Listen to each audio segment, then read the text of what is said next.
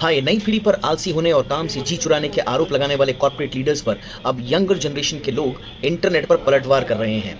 Young generation के लोग पूछ रहे हैं कि कॉर्पोरेट के स्ट्रक्चरल इश्यूज को छोड़कर आखिर कॉर्पोरेट के बड़े लीडर्स उनके पीछे क्यों पड़ गए हैं।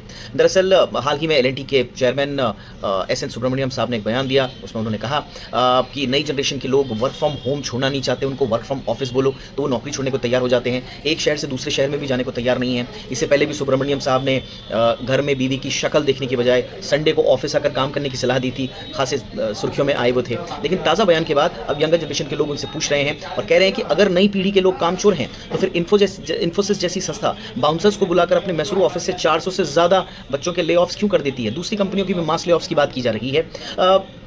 लोग पूछ रहे हैं कि low wages, job insecurity, exploitative work culture, lack of career growth जैसे जो स्ट्रक्चरल इश्यूज हैं उनको छोड़कर सारे के सारे लीडर्स 70 घंटे काम करो, 90 घंटे काम करो जैसी अपेक्षा कर्मचारियों से कैसे कर सकते हैं। इस पूरी बहस के बीच में हमारी नजर गई दिसंबर 2024 में एक रिपोर्ट पर, जिसमें जो टॉप एग्जीक्यूटिव्स हैं आईटी कंपनी के और जो फ्रेशर्स हैं उनकी सैलरी हाइक में जमीन आसमान का अंतर नजर आया। टॉप एग्जीक्यूटिव्स की सैलरी 5 साल में बढ़ी थी 160%, जबकि फ्रेशर्स की सैलरी बढ़ी थी मात्र 4%।